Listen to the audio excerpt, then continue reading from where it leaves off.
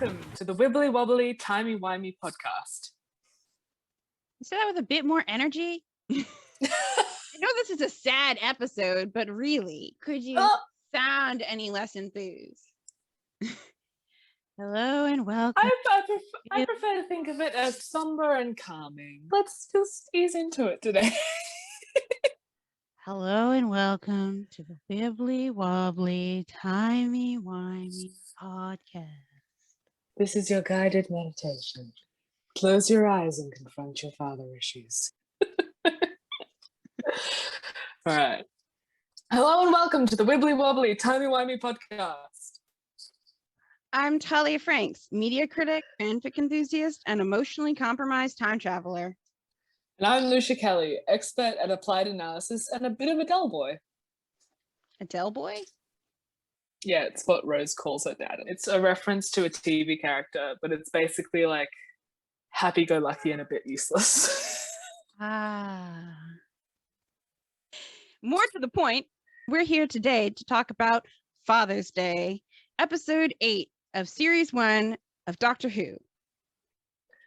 Father's Day aired on May 14th, 2005. It was written by Paul Cornell and directed by Joe Aherne. For those of you keeping track, that's the same guy who directed Dalek, so you already know what we're getting into. Reminder, time isn't a straight line. It can twist into any shape, and as such, this is a fully spoiled podcast. We might bring things in from later in the show, the comics, the books, or even fan theories and articles. With that out of the way, you don't have to do anything you don't want to, but this is the last time we can be here. So let's get in the TARDIS.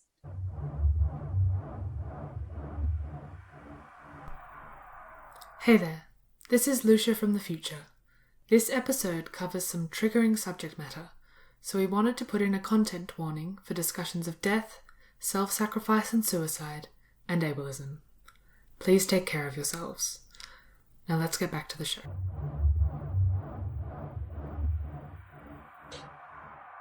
This episode makes me so sad. I'm just gonna cry. I cried through the entire title sequence. I cried through this entire episode. I was just puddle of tears. No, literally the opening shot, the fact that the opening shot is this still photograph, exactly the kind of photograph you find in little funeral pamphlets. Like they're exactly the kind of photos that you use as either missing persons or as the cover photo for a little funeral pamphlet. Like I'm immediately in tears. I'm immediately emotional. I was sobbing. The minute that Jackie patted the bed for young Rose to come in with a little photo album, cue sobs, and getting emotional just talking about it. I was wearing a white t-shirt, and you would thought I'd entered that t-shirt contest. It was soaked in tears, like literally used up a quarter of the tissue box. It was a mess. I was a disaster. I kept having to pause because I couldn't see the show through my tears. It was bad. This is why I don't watch this episode. I only watched this because you made me.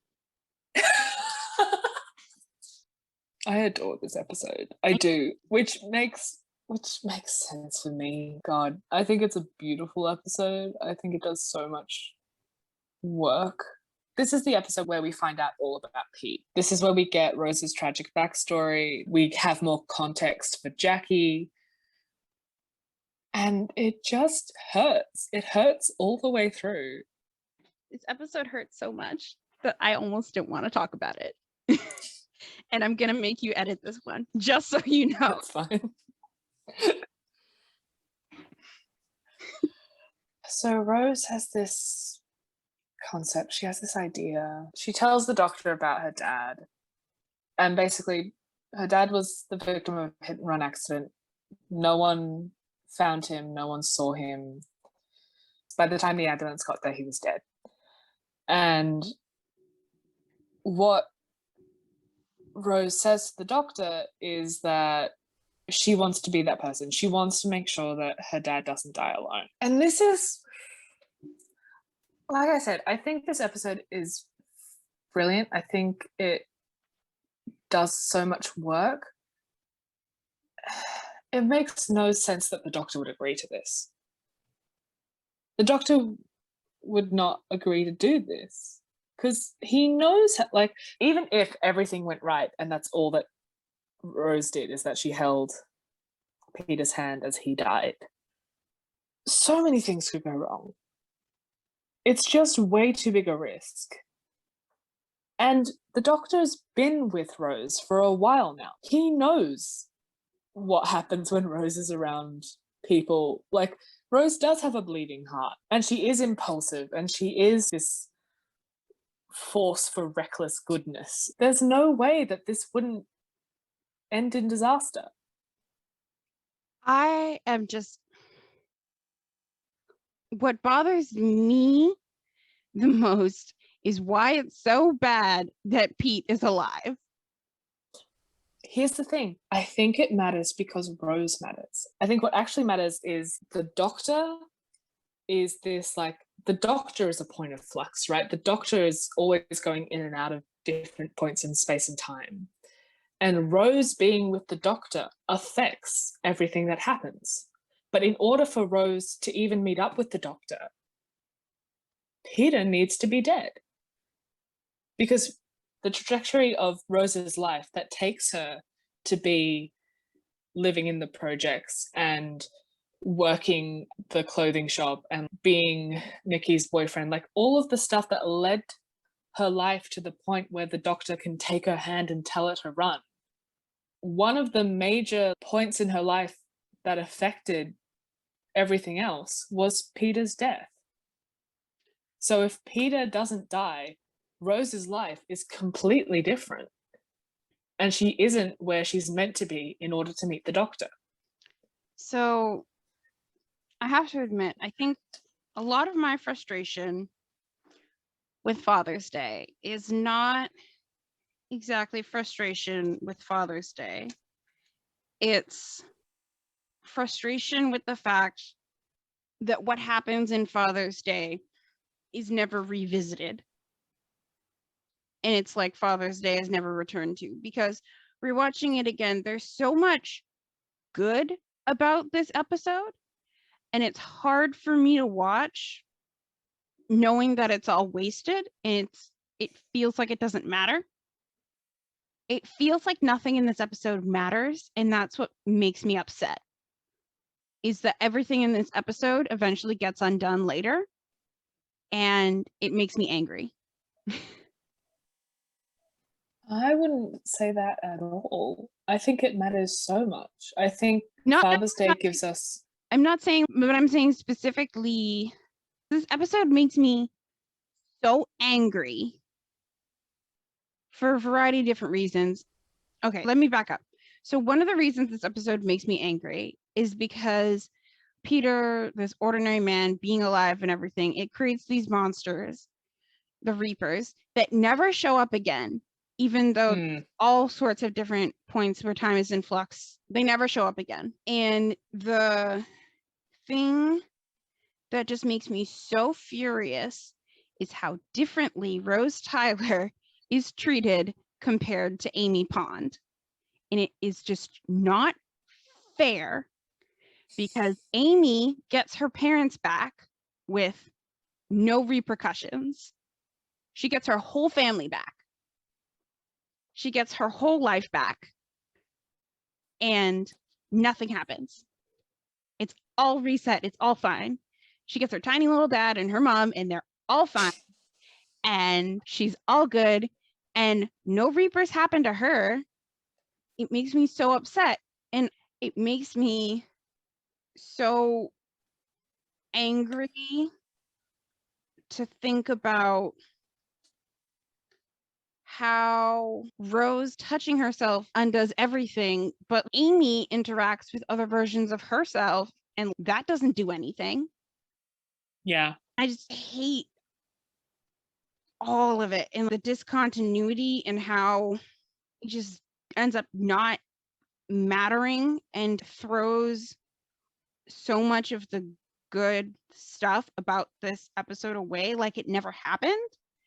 And also there's this moment in the episode where the doctor is just so vulnerable with Rose.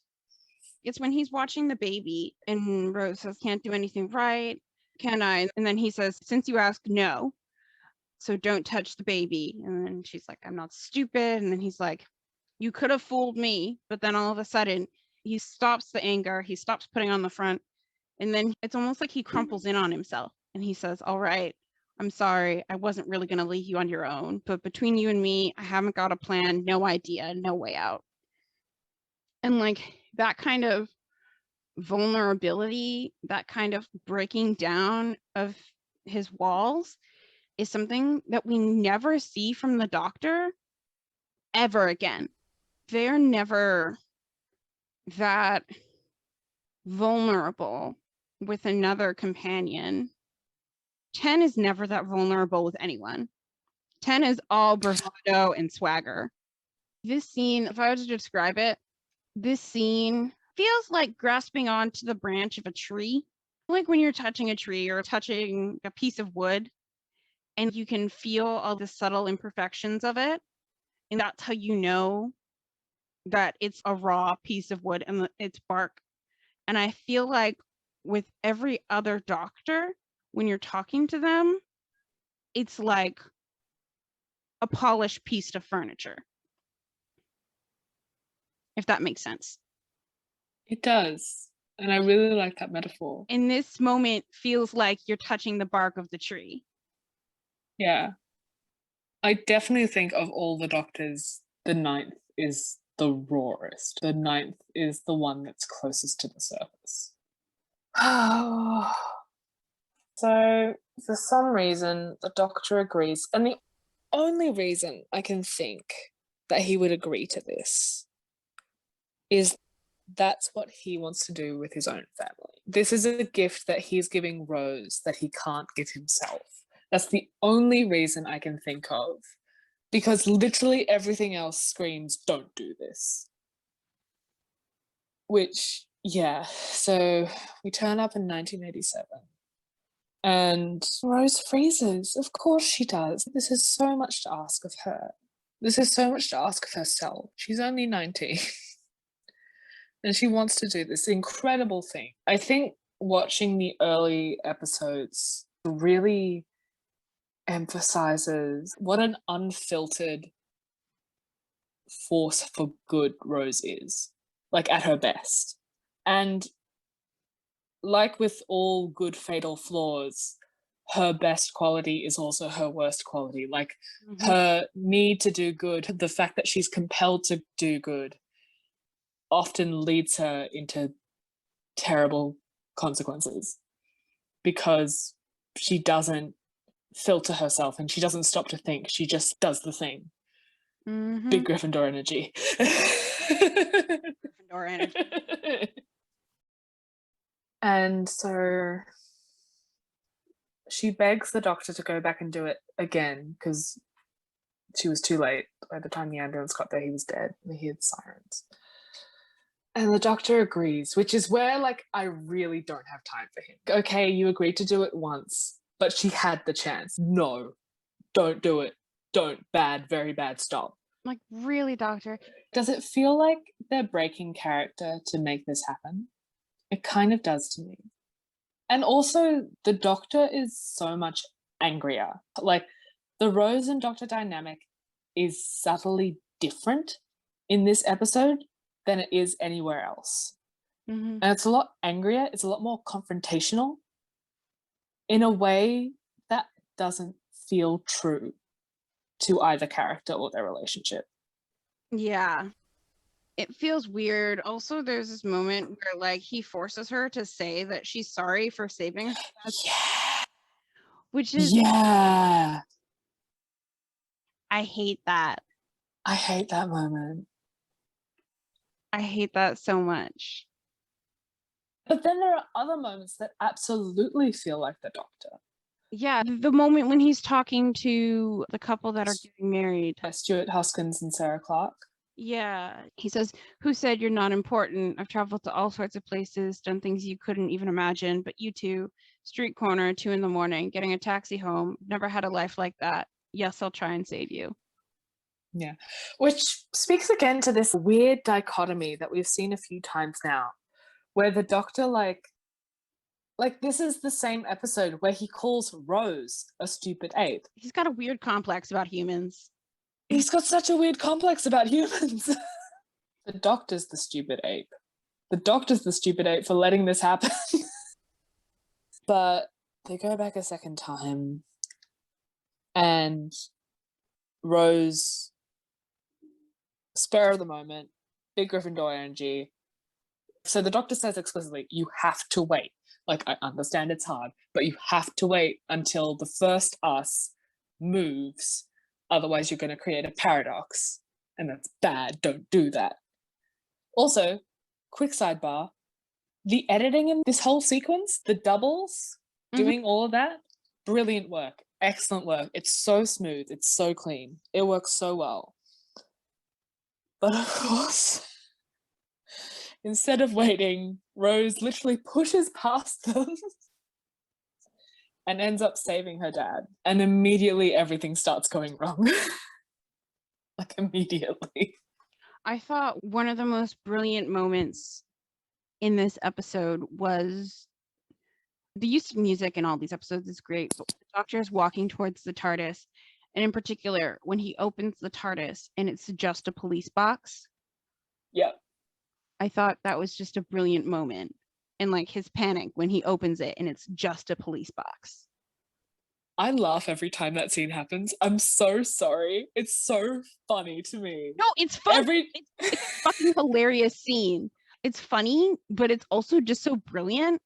And I love it. Yeah, no, I adore it. I adore that moment. I love the fact that we get to see the quote unquote actual interior of the TARDIS. Yeah, no, and it's actually a story reason and like all of that. And I get that it's meant to be this really serious, intense, scary moment. And every time I'm like, lol, easy day for production. Yeah. And this is where the shift happens. This is where the rift between Rose and the Doctor really starts. So Rose goes back to the flat. It's the same flat that Rose and Jackie live in currently, but it's redesigned completely differently. And so she's still in this mind space of, because the other thing that's been happening is that her whole life, Jackie has been telling Rose about a very specific version of her dad that is very rose tinted. And part of the heartbreak of this episode is those rose tinted glasses being forcibly removed from Rose's eyes and seeing her dad as a real person and as someone who had flaws and who wasn't perfect and wasn't this crazy, innovative entrepreneur, businessman. He was kind of useless in terms of everyday, going from day to day, putting meals on the table, providing a stable life for his family. The fact that Jackie is so down to earth and Pete is so in the clouds provides real tension in their relationship and in their life. And that's something that Rose has never been privy to. Yeah. It makes me think a lot about alternate universe Pete. Yeah. And whether or not this Pete would have grown into a similar Pete. How that would have shaped Rose's life. I'm not sure. I think this world Pete, I think Rose's actual dad was always destined to be on the trajectory that he was. I love the characterization of Pete. I adore it. I think it's so beautifully realized. I think it's so well done. The actor who plays him is spot on casting. He looks perfect. He acts perfect. Sean Dingwall. He's got his head in the clouds. He never quite focuses on any one thing. He's got all these ideas, but none of the discipline. But he's smart, right? Like he gets things and he can see things clearly in a way that no one else around him really does, which is why he gets what's happened so quickly. And the fact that he is all these things and also like in a heartbeat, so quickly, with such clarity and conviction at the end when he realizes what needs to be done. There's no hesitation, absolutely none. He fully recognizes what he needs to do and he does it. I think the most upsetting thing to me about this episode, it isn't the fact that Pete dies, it isn't the fact that Rose loses her dad, it isn't any of the obvious things that made me cry at first. It's the way that the narrative of how Pete died changes. Because it changes his death from being a complete hit and run accident to his death being a suicide. Yeah. I think from the way Jackie frames it at the end, I'm pretty sure she still thinks it was an accident. Like she says, no one knows why he ran out. In this way that, from the way that Camille Kadori delivers that line, does not make me think that Jackie thinks that Pete was suicidal. Okay, that's the way that I had interpreted it, and it just made me really upset. Yeah. I think it's more of a mystery because I don't like how the narrative changes at the end. Because if everything goes back to the way it was, then surely, like, it's quite unclear, what do the people who went to the wedding that day, what is their memory of that day? Yeah. Because it's different now. That's why I said I don't believe you when you said you thought that this episode was going to get a 5 on science, because science does not work. The science makes no sense. It has not been explained. I don't believe it. It's fake. I might have been optimistic. In terms of large scale, I think the science works. In terms of minutia, it doesn't. Especially if we want to hold up comparing the science to other examples in Doctor Who. Like I said, the existence of Amy breaks everything that happens to Rose, and it pisses me the fuck off. So Rose gets to see inside the apartment, and it's full of all of Pete's stuff, top to bottom, all of his failed projects, all of his new starting projects. And she's just in the euphoria of having saved her dad. She's not thinking about anything else. And the doctor is just furious with her. Which, I mean, I get it. Because he makes the point of she wasn't interested in traveling with him until he said time machine. I don't believe, like... No, I get it. I get you might not believe that's her motive, and I don't believe that's her initial motive either. But I can see why he can think that's her motive. I think the most likely thing that happened is that when he said time machine, she was thinking about, oh, so I don't have to like explain my absence. I think that was her one, because the thing that stops her initially in episode 1 is being like, I have responsibilities and I can't just go swanning off. So then the doctor comes back and is like, you can swan off and be responsible. And she's like, okay, bet, let's go. Yeah, no, that's what I think. And that's where I think Rose was. But I think now in the context of Rose having asked him to go see her dad and then explicitly gone against what he said, I think he's like, oh, she was just playing me. That's not what actually happened, but I can see how he thinks that's what happened, because that's what makes sense to me. I would think the same. Like, I know, because I know Rose, that's not what actually happened, but I can see from his perspective why he would think that. Especially because she follows it up with saying, I know you'll still be waiting for me. Yeah. That's a little... I don't like that. This is the start. It's messy all the way through, but the relationship between Rose and Doctor is really wrong throughout this whole episode. The dynamic is so off, and it frustrates me. It's so uncomfortable. I really don't like this episode. It's making me super uncomfortable. Can we just skip to grading it? No. Ugh. And this is also where we start with the jokes about the fact that Pete is Rose's dad and doesn't know about it.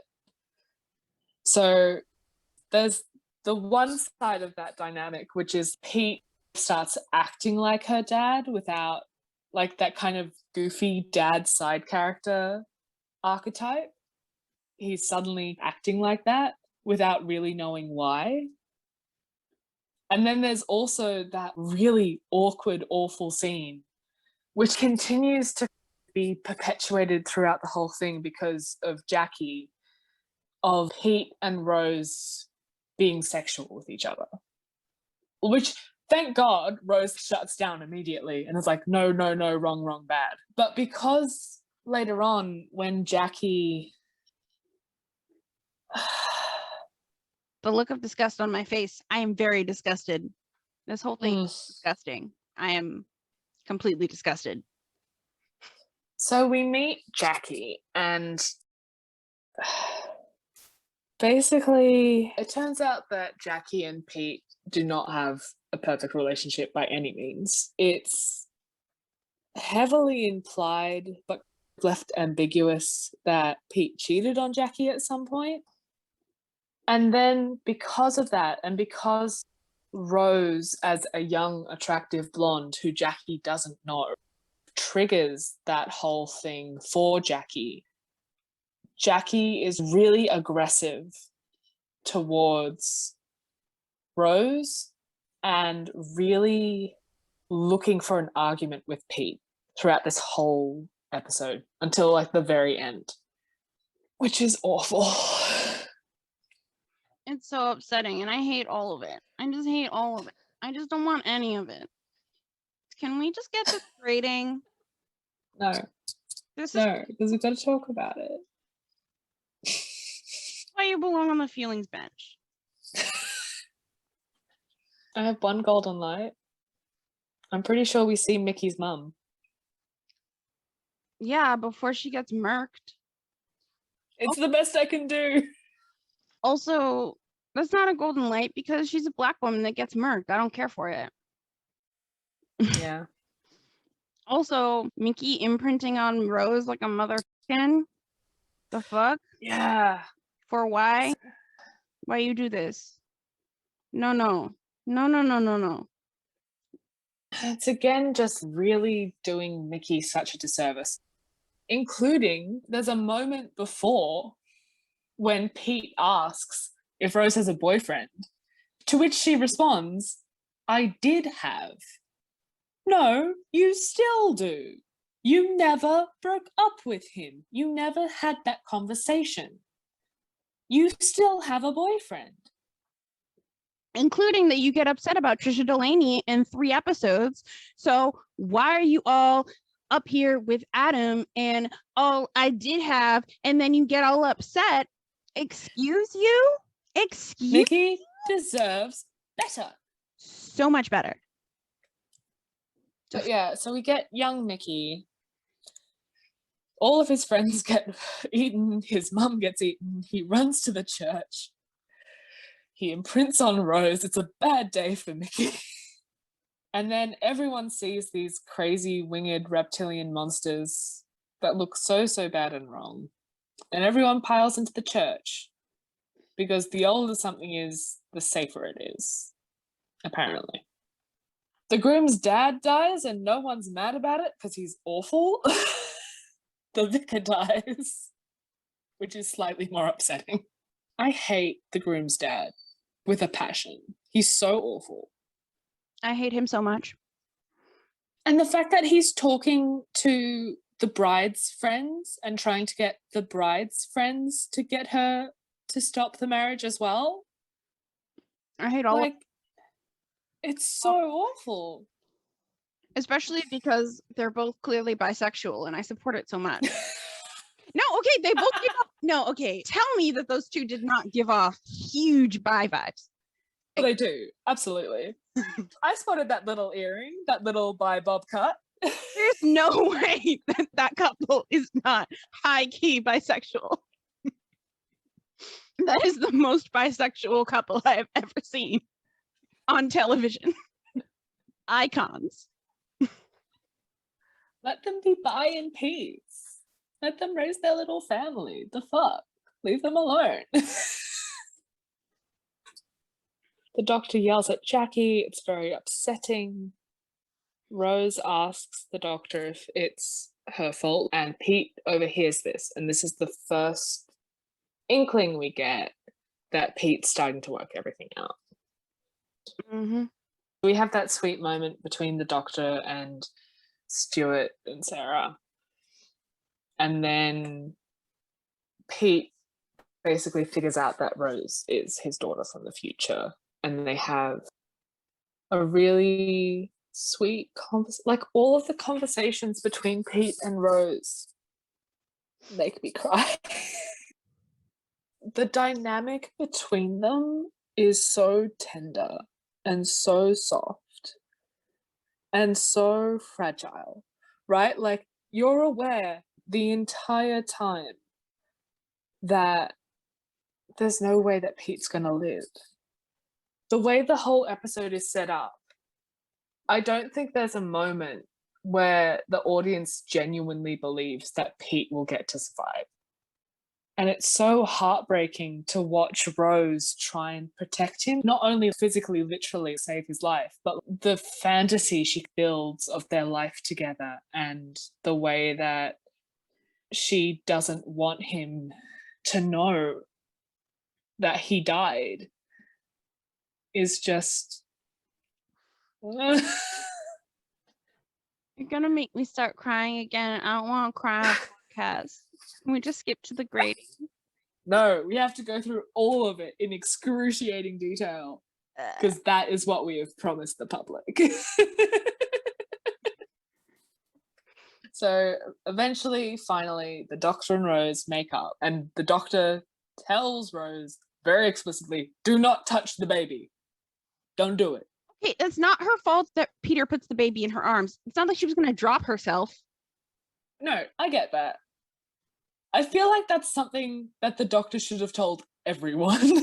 Like, at the same time, he's at the pulpit being like, don't touch the key. We're going to get out of here. At the same time, also be like, and also, the blonde and the baby, keep them apart. You don't need to know why, but it's important. Also, can we talk about Christopher Eccleston with his little jacket off? Oh my god. It felt intimate. It felt sexy. I don't know why. That sweater is so ugly. I hate it. I have an issue with that jumper. It is ugly. It is an ugly jumper. Christopher Eccleston, he's cute, but that jumper is ugly as fuck. I think it was just because I don't think we ever see the doctor without the jacket on in any other scene. He's always got the jacket on. And then it was off, and I was like, this feels like too much. Am I allowed to look at this man without his jacket on? Oh my goodness. A brief spark in a very sad episode. Because then what happens? Jackie accuses Rose. There's this whole misunderstanding about who Rose is and what Rose means to Pete.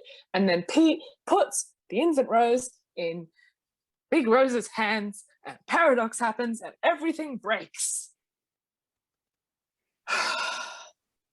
Hate that for all of them. And the doctor gets eaten and the TARDIS collapses. And then dies, and then...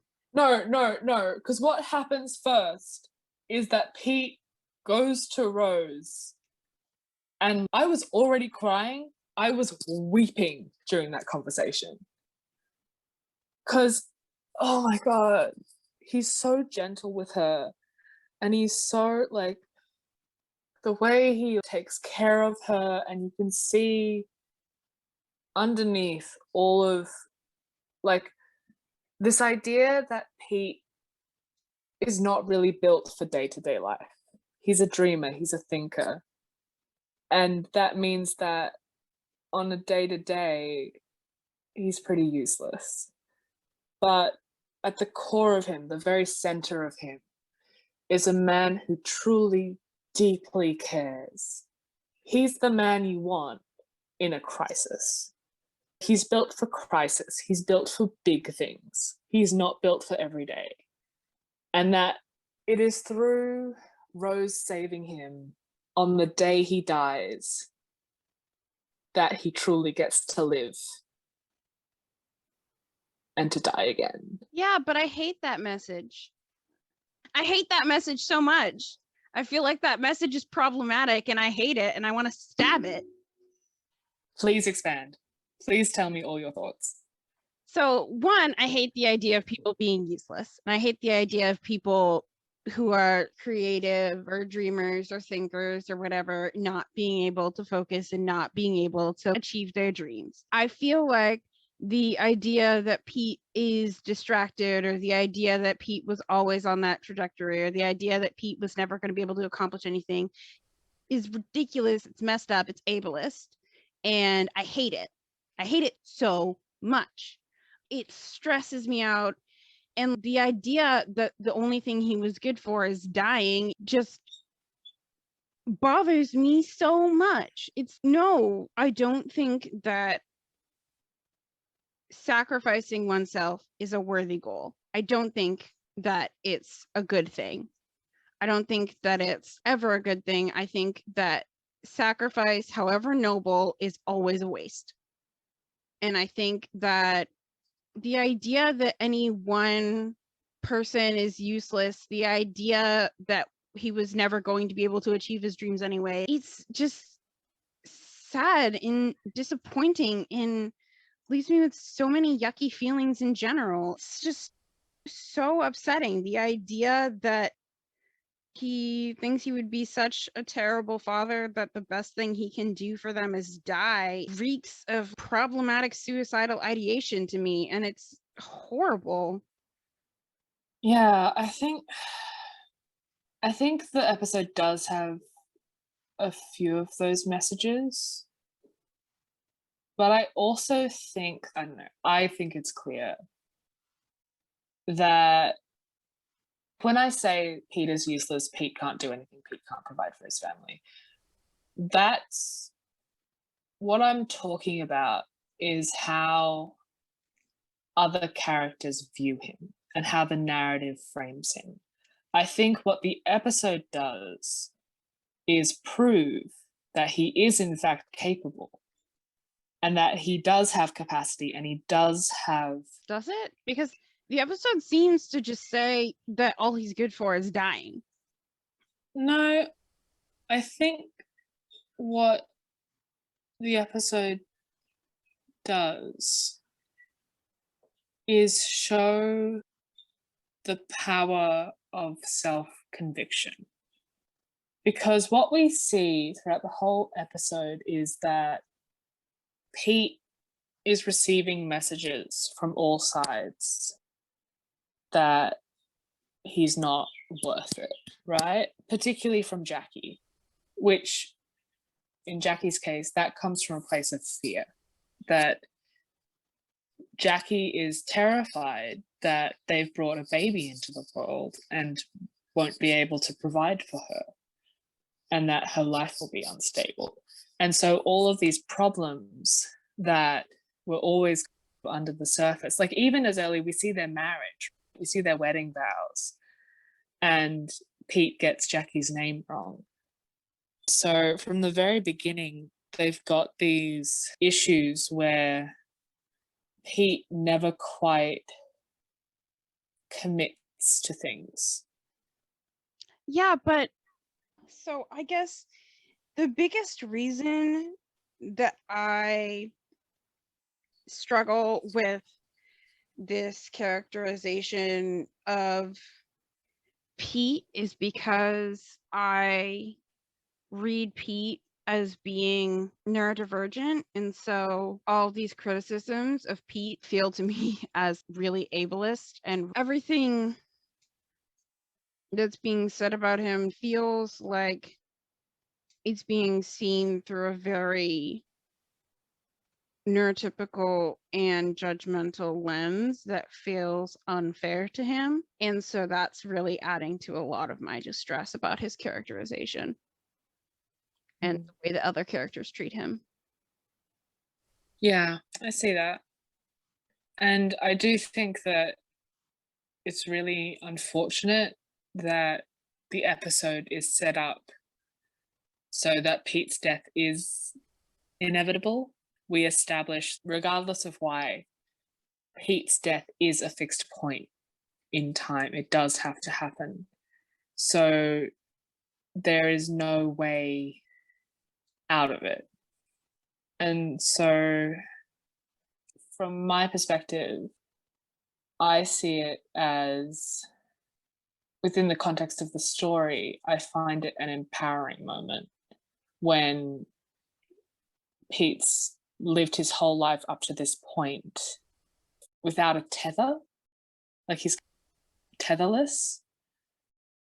And it's through Rose's intervention and the doctor's intervention that when he does, like, it's the difference between the Pete we meet at the very beginning dying and the Pete that we see at the end dying. Pete goes on an arc as well. And I think the Pete at the end has a much clearer and more positive view of himself than the Pete at the beginning does. And even though he does sacrifice himself, even though he does die, I see it as a happy ending for him. I refuse to see anything that ends someone sacrificing themselves as a happy ending for that person. And that's totally fair. Is at the end, that is not a happy ending for them. Yeah. Yeah, like within the context of what's possible for him. Like if they die, it's an automatic lose. It's an automatic fail. Death is an automatic fail. Automatic no, automatic 0.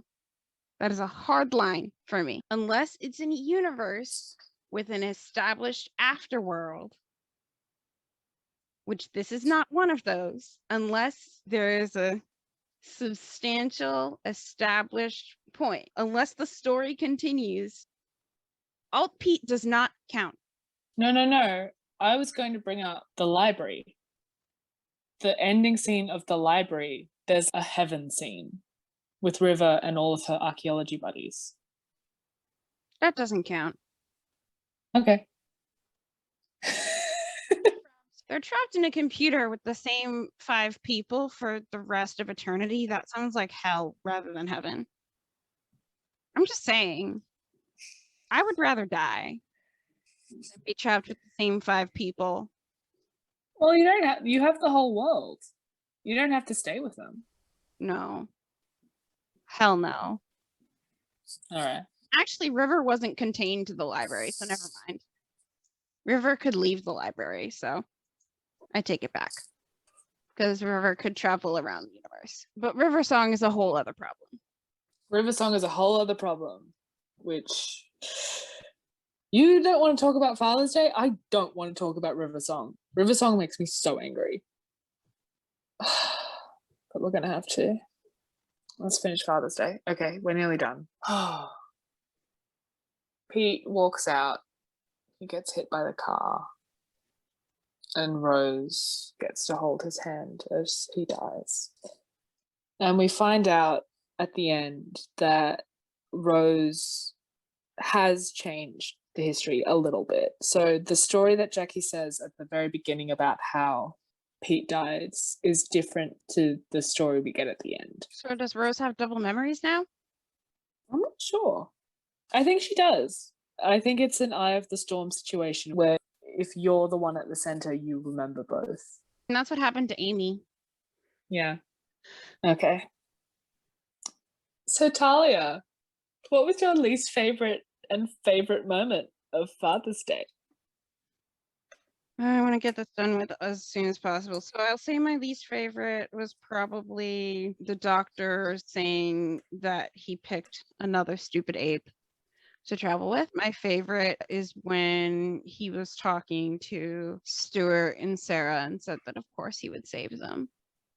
My least favorite moment is probably the same as yours, actually. That first argument, it's just so awful. I hate it. No, actually, my least favorite moment is when Jackie and Pete are fighting. And specifically the moment where Jackie gets it into her head that somehow Pete had Rose when he was 11 and all that kind of stuff. It's just so awful.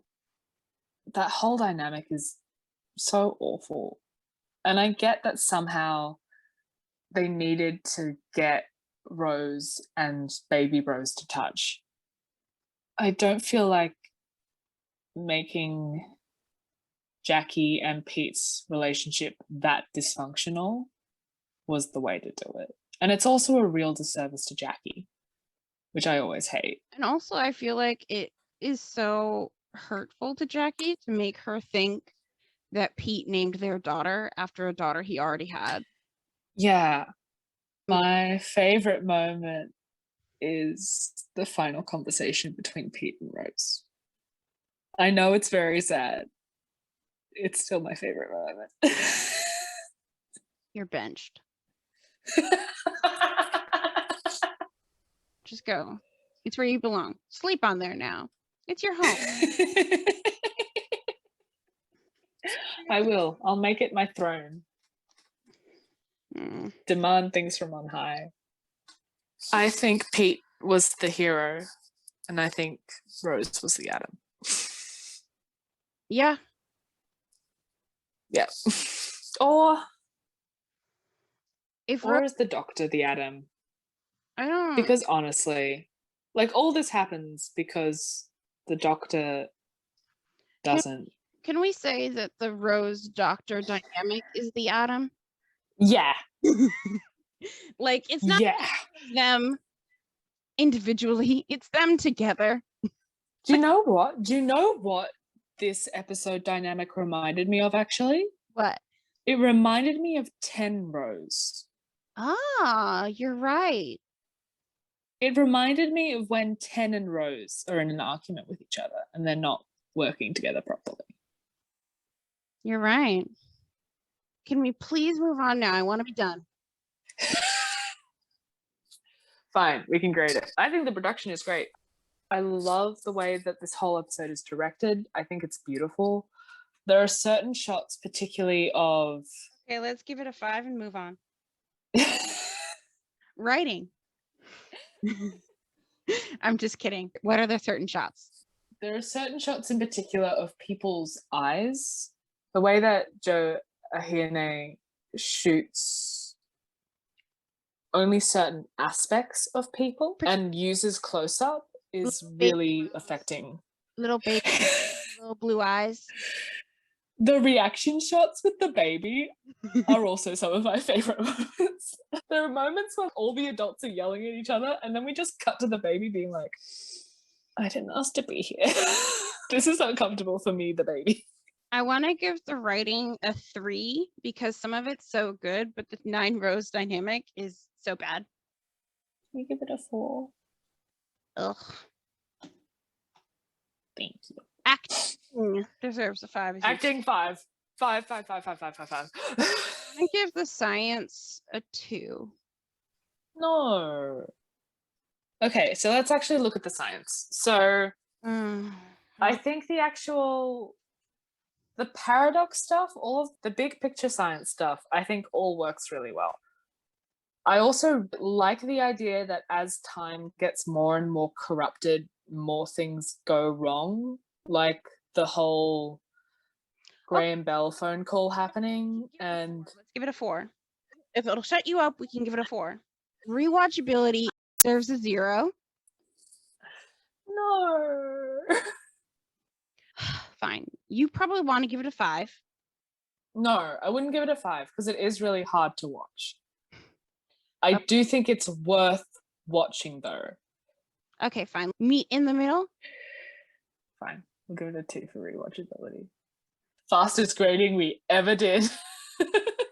I'll be done with this. Okay. We'll let you get to bed. It's a 0.8. 80%. B minus. This has been the Wibbly Wobbly Timey Wimey podcast. We hope you enjoyed this adventure with us through space and time. You can find us elsewhere on the internet on Twitter, Tumblr, and Instagram as @Wibbly Pod. Follow us for more Wibbly Wobbly content. You can find out more information about us and our content on wibblywobblytimey-wimey.net and full transcripts for episodes at wibblywobblytimey-wimey.net/transcripts. If you'd like to get in touch, you can send us an email at wibblywobblytimey-wimey-pod@gmail.com. Please rate and review us on Apple Podcasts and other platforms as it helps other people find us and our content. Special thanks to our editor, Owen Elphick, who has been a vital member of the Wibbly Wobbly team. That's all for now. Catch you in the time vortex.